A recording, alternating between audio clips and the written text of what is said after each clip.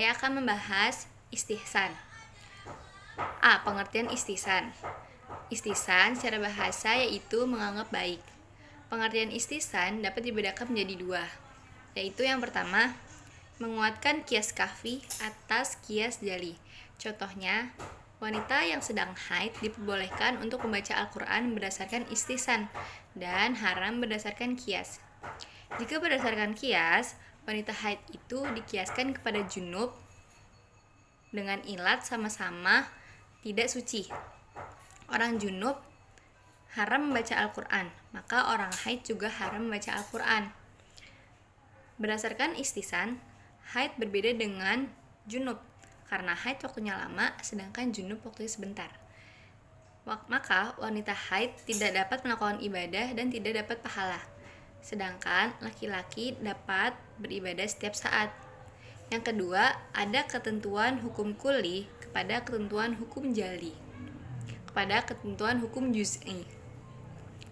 Kebolehan dokter melihat aurat wanita dalam proses pengobatan. Contohnya, menurut kaidah umum seorang dilarang melihat aurat orang lain, tapi dalam keadaan tertentu, seseorang harus membuka bajunya untuk didiagnosa penyakitnya. Maka, untuk kemaslahatan orang itu, menurut kaidah istihsan, seorang dokter diperbolehkan melihat aurat wanita yang berobat kepadanya. Yang B, ada dasar hukum istihsan. Terdapat pada Quran surat Az-Zumar ayat 18 yang berbunyi, A'udzubillahi minasyaitonirrajim. Alladzina yastami'una al-qawla fayattabi'una ahsanahu. Ulaika alladzina hadahumullah wa ulaika humul ulul albab. Yang artinya, yang mendengarkan perkataan lalu mengikuti apa yang paling baik di antaranya. Mereka itulah orang-orang yang telah diberi Allah petunjuk, dan mereka itulah orang-orang yang mempunyai akal. C. Ulama yang menerima dan menolak istihsan sebagai sumber hukum Islam. Yang pertama, ada jumhur Malikiyah dan Hanabilah menetapkan bahwa al-istihsan adalah suatu dalil syar'i yang dapat dijadikan hujjah untuk menetapkan hukum terhadap sesuatu yang ditetapkan oleh qiyas atau keumuman nas. Dan menurut ulama Hanafiyah yang menggunakan al-istihsan ini dengan alasan bahwa berdalil dengan al-istihsan itu sebenarnya sama dengan berdalil dengan qiyas khafi atau berdalil dengan istislah, kesemuanya dapat diterima. Yang B, ulama Syafi'iyah memiliki pandangan yang berbeda mengenai istihsan. Menurut Imam Syafi'i, dengan kaulnya yang masyhur bahwa barang siapa yang berhujjah dengan istihsan, maka ia telah membuat sendiri hukum syariat. Dan Imam Syafi'i berkeyakinan bahwa berhujjah dengan istihsan berarti telah menentukan syariat baru. Sedangkan yang berhak membuat syariat hanya Allah Subhanahu wa taala. Dari sinilah terlihat bahwa Imam Syafi'i beserta pengikutnya cukup keras menolak masalah istihsan ini. Yang kedua, ada maslahah mursalah. Yang pertama, ada pengertian maslahah mursalah. Maslahah mursalah menurut bahasa mempunyai arti maslahah dapat berarti kebaikan, kebermanfaatan, kepatutan, keselarasian, dan kelayakan.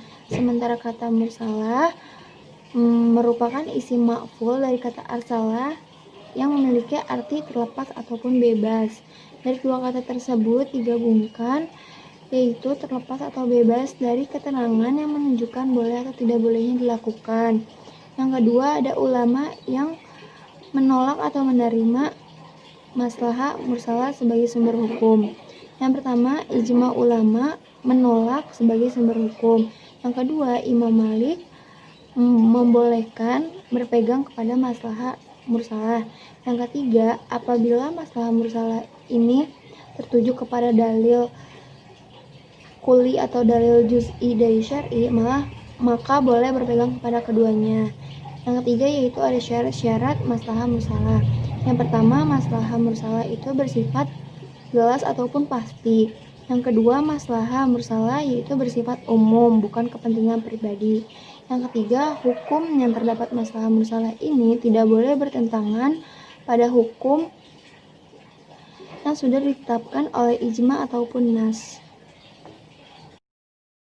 Assalamualaikum warahmatullahi wabarakatuh. Perkenalkan, nama saya Liftiza Ainur Iswadi Putri, absen 12. Di sini saya akan menjelaskan sedikit tentang istishab.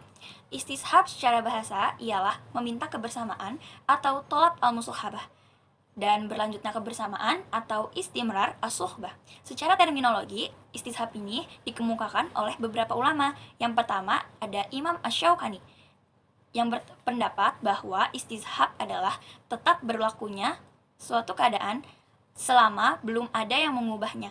Maksudnya apa? Maksudnya, prinsip eksistensi hukum suatu masalah pada masa lalu tetaplah berlaku pada masa yang akan datang, dengan syarat tidak ada perubahan pada masalah tersebut. Tetapi, jika ada perubahan pada objek hukum tersebut, maka hukumnya juga akan berubah dengan sendirinya. Pendapat kedua oleh Imam Ibnu Qayyim al-Jauziyah, istishab adalah mengukuhkan berlakunya suatu hukum yang sudah ada atau menegasikan suatu hukum yang memang tidak ada sampai terdapat lain yang mengubah keadaan tersebut. Maksudnya, suatu hukum baik dalam bentuk positif maupun negatif tetap berlaku selama belum ada yang mengubahnya, dan status keberadaan hukum tersebut tidak memerlukan dalil lain untuk dapat tetap terus berlaku. Nah, yang ketiga ada Imam Ibnu Hazm yang berpendapat bahwa istishab adalah tetap berlakunya suatu hukum didasarkan atas nas sampai ada dalil yang menyatakan berubahnya hukum tersebut. Nah, istishab ini memiliki landasan yang kuat, baik dari segi penelitian hukum menunjukkan bahwa suatu hukum syara' senantiasa tetap berlaku selama belum ada dalil yang mengubahnya. Adapun secara segi logika, dapat ditegaskan logika yang benar pasti mendukung sepenuhnya prinsip istishab. Selanjutnya ada macam-macam istishab. Yang pertama ada istishab hukum al-ibahah al-asliyah, yang artinya tetap berlakunya hukum mubah yang dasar. Yang dimaksud dengan istishab ini adalah setelah datangnya Islam, pada dasarnya seseorang boleh melakukan atau menggunakan segala sesuatu yang bermanfaat selama tidak ada dalil syara' yang menegaskan hukum tertentu terhadapnya. Ketentuan istishab bentuk pertama ini hanya berlaku pada bidang muamalah. Seperti ayat Al-Quran di bawah ini yang berbunyi, "Dialah Allah yang menjadikan segala yang ada di bumi untuk kamu, dan Dia berkehendak atau menciptakan langit, lalu dijadikannya 7 langit, dan Dia maha mengetahui segala sesuatu." Quran Surat Al-Baqarah ayat 29. Akan tetapi, ketentuan yang sebaliknya, yaitu pada dasarnya segala sesuatu yang menimbulkan mudarat atau bahaya adalah haram. Meskipun tidak ada dalil yang menegaskan hal ini, didasarkan sabda Rasulullah SAW yang berbunyi, "Tidak boleh berbuat mudarat dan hal yang menimbulkan mudarat." Hadis riwayat Ibnu Majah 2333. Hadis ini memiliki pengertian umum, yaitu melarang segala macam bentuk yang membahayakan. Istishab hukum al-ibahah al-asliyah itu juga punya nama lain, yaitu istishab al-baro'ah al-asliyah, yang artinya tetap berlakunya ketentuan sama sekali bebas dari kewajiban, atau baro'ah al-adam al-asliyah. Penggunaan istilah ini karena melihat dari segi tidak adanya kewajiban syara' bagi seseorang sampai ada dalil yang menunjukkan adanya kewajiban pada dirinya. Yaitu yang kedua ada istishab madala asyar'au al-aqala wujudi, yang artinya istishab terhadap sesuatu yang menurut akal atau syara' diakui keberadaannya. Yang dimaksud ini adalah tetap berlakunya hukum sesuatu, baik keberlakuannya ditinjau dari syara' maupun dari logika, sampai ada alasan atau dalil lain yang mengubah keberlakuan hukum tersebut. Nah, yang ketiga ada istishab al-umum ila an yarid at-takhsis, yang artinya menetapkan hukum berlaku umum sampai ada yang mengkhususkannya. Sebagian ulama menambahkan nama lain, yaitu istishab an-nas ila an yarid an-nas, yang artinya tetapnya hukum sesuatu yang didasari oleh sesuatu nas sampai ada yang menaskannya. Nah, persoalan yang timbul hanya berkaitan dengan perbedaan pendapat di kalangan ulama tentang kriteria yang harus dipenuhi untuk menyatakan suatu nas bersifat am atau khosos. Demikian juga seputar apakah suatu nas dipandang tetap berlaku atau sudah dinaskan oleh dalil lain. Dan yang keempat ada istishab al-khusus bil al-wasfiyah, artinya tetapnya suatu hukum yang secara khusus berlainan dengan sifat. Dalam hal ini, ulama Syafi'iyah dan Hanabilah secara mutlak menerimanya sebagai dalil syara', sedangkan ulama Hanafiyah dan Malikiyah berpendapat istishab bentuk ini hanya dapat menjadi dalil untuk menolak ketentuan hukum yang baru, tetapi tidak dapat menjadikan dalil untuk menetapkan hukum yang berlaku. Sekian, kurang lebihnya mohon maaf. Wassalamualaikum warahmatullahi wabarakatuh. Assalamualaikum warahmatullahi wabarakatuh. 4. Sazuz Zari'ah. A. Pengertian Sazuz Zari'ah. Sazuz Zari'ah terdiri dari dua suku kata, saz dan zari'ah. Saz menurut bahasa mempunyai arti menutup dan zari'ah artinya jalan.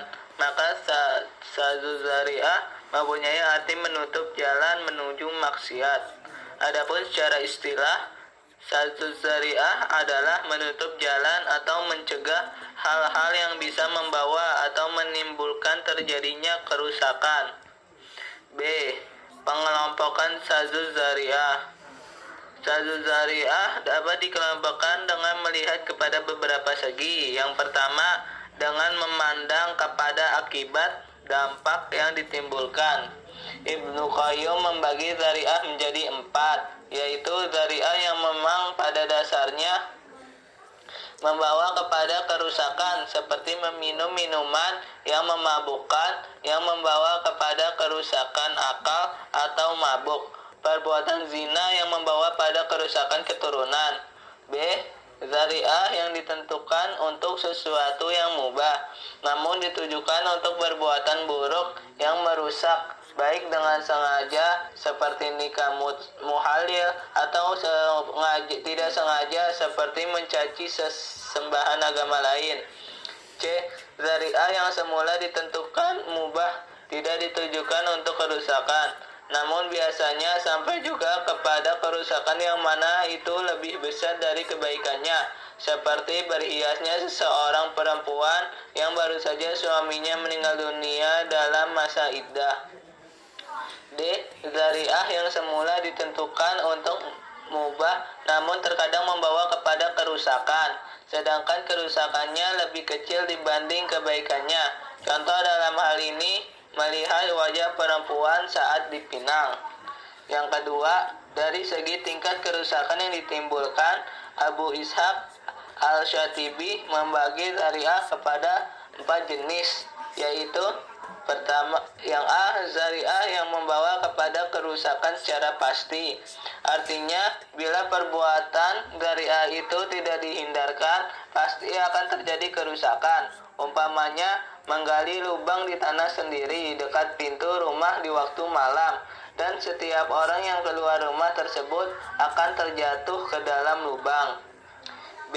Zari'ah yang membawa kepada kerusakan menurut biasanya, dengan arti kalau zari'ah itu dilakukan, maka kemungkinan besar akan timbul kerusakan atau akan dilakukannya perbuatan yang dilarang. Umpamanya menjual anggur kepada pabrik pengolahan minuman keras. Menjual anggur itu boleh-boleh saja, dan tidak mesti pula anggur yang dijual itu dijadikan minuman keras. Namun menurut kebiasaan, pabrik minuman keras membeli anggur untuk diolah menjadi minuman keras. C. Zari'ah yang membawa kepada perbuatan terlarang menurut kebanyakan. Hal ini berarti bila zari'ah itu tidak dihindarkan, seringkali sesudah itu akan mengakibatkan berlangsungnya perbuatan yang terlarang. Umpamanya jual beli kredit. Memang tidak selalu jual beli kredit itu membawa kepada riba, namun dalam praktiknya sering dijadikan sarana untuk riba. D. Zari'ah yang jarang sekali membawa kerusakan atau perbuatan terlarang. Dalam hal ini, seandainya perbuatan itu dilakukan, belum tentu menimbulkan kerusakan. Umpamanya, menggali lubang di kebun sendiri yang jarang dilewati orang. Menurut kebiasaannya, tidak ada orang yang lewat di tempat itu yang terjatuh ke dalam lubang. Namun tidak menutup kemungkinan ada yang nyasar lalu terjatuh ke dalam lubang tersebut. 3. Ulama yang menerima dan menolak Sadzuz Zari'ah sebagai sumber hukum. Yang A, menurut Imam Malik, Sadzuz Zari'ah dapat menjadi sumber hukum, artinya perkara yang mubah itu dapat dilarang kalau pada pembolehannya itu membuka jalan untuk mendorong untuk maksiat. B, menurut Imam Abu Hanifah dan Imam Syafi'i, Sadzuz Zari'ah tidak dapat dijadikan sumber hukum karena sesuatu yang menurut hukum asalnya mubah tetap diperlakukan mubah hukumnya. Sekian. Yang kelima yaitu ada urf. Yang pertama ada pengertian urf. Urf secara bahasa artinya kebiasaan. Secara istilah hukum syara' Wahabi Zuhaili, urf ialah apa yang disandarkan oleh manusia dan mereka berpijak kepada ketentuan urf tersebut, yaitu apa yang mereka lakukan ataupun apa yang mereka ucapkan secara khusus. Yang kedua ada macam-macam urf. Dipraktikkan oleh ulama usul, urf itu dibagi menjadi dua, yaitu dilihat dari segi sifatnya dan dilihat dari segi wujudnya. Yang pertama dilihat dari segi sifatnya, urf itu dibagi menjadi dua lagi, yaitu urf amali dan urf qauli. Urf amali yaitu urf yang dipraktikkan atau diperbuat atau yang perbuatan dilakukan masyarakat secara terus-menerus. Kalau urf qauli yaitu kebiasaan masyarakat menggunakan lafaz atau ucapan tertentu. Yang kedua ada dilihat dari segi wujudnya. Ada urf sahih dan urf fasid. Urf sahih atau baik yang diterima oleh masyarakat secara luas, membawa kebaikan dan kebenaran, diterima oleh akal sehat dan tidak bertentangan oleh Al-Quran dan As-Sunnah. Yang kedua yaitu ada urf farid. Urf farid yaitu adat kebiasaan yang tidak baik, yang bertentangan dengan Al-Quran dan As-Sunnah, tidak diterima oleh akal sehat, membawa kemaslahatan, membawa kemudaratan. Yang ketiga yaitu ada kehujaan urf. Yang pertama, ulama usul sepakat bahwa urf sahih baik itu dapat dijadikan hujah dan sarana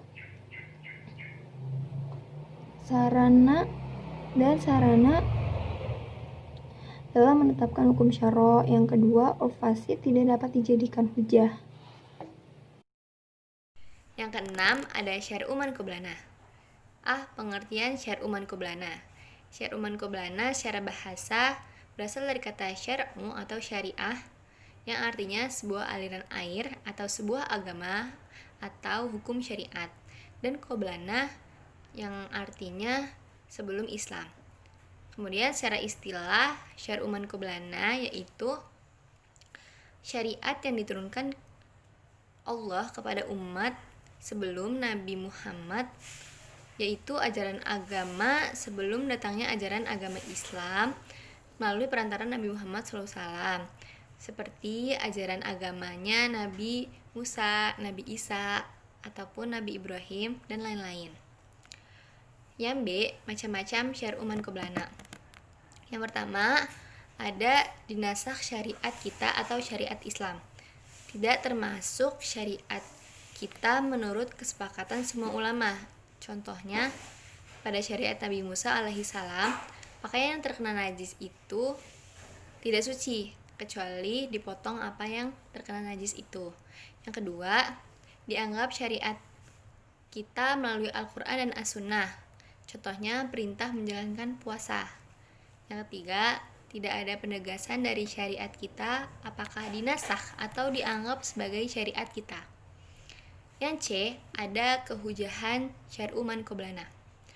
Sebagian ulama seperti Imam Abu Hanifah, Imam Maliki, Imam Syafi'i, dan Imam Ahmad bin Hambal menyatakan bahwa hukum yang disebutkan dalam Al-Quran dan As-Sunnah meskipun objeknya tidak untuk Nabi Muhammad, selama tidak ada penjelasan tentang nasahnya, maka berlaku pula untuk umat Nabi Muhammad. Dari sini muncul kaidah yaitu syariat untuk umat sebelum kita juga berlaku untuk syariat kita. Yang ketujuh yaitu mazhab sahabi. Mazhab sahabi menurut bahasa ialah pendapat sahabat Rasulullah SAW tentang suatu kasus di mana hukumnya tidak dijelaskan secara tegas dalam Al-Quran dan As-Sunnah. Definisi sahabat menurut Ibnu Jabir yaitu sahabat adalah seorang muslim yang bertemu Rasulullah SAW, beriman kepadanya, dan meninggal dalam keadaan Islam. Contohnya Umar bin Khattab, Abdullah bin Umar, Abdullah bin Mas'ud, Zaid bin Sabit, dan lain-lain. Yang kemudian yaitu macam-macam mazhab sahabi. Yang pertama, perkataan sahabat terhadap hal-hal yang tidak termasuk objek ijtihad. Dalam hal ini, para ulama semuanya sepakat bahwa perkataan sahabat ini bisa dijadikan sebagai hujah, karena kemungkinan simak dari Nabi SAW sangat besar, sehingga perkataan sahabat dalam hal ini bisa termasuk dalam kategori al-sunnah, meskipun perkataan ini adalah hadis mauquf. Yang kedua yaitu perkataan sahabat yang disepakati oleh sahabat yang lain. Dalam hal ini, perkataan sahabat adalah hujah, karena masuk dalam kategori ijma. Yang ketiga, perkataan sahabat yang tersebar di antara para sahabat yang lainnya dan tidak diketahui ada sahabat yang lain yang mengingkarinya atau menolaknya. Dalam hal ini pun bisa dijadikan sebagai hujah, karena ini merupakan ijma sukuti. Bagi mereka yang berpendapat bahwa ijma sukuti bisa dijadikan hujah. Yang ketiga yaitu kehujahan mazhab sahabi.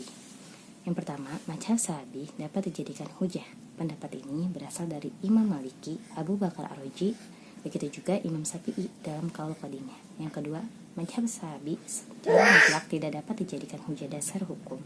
Pendapat ini berasal dari jumhur Asy'ariyah dan Mu'tazilah. Imam Syafi'i pun juga berkata demikian dalam Qaul Jadidnya.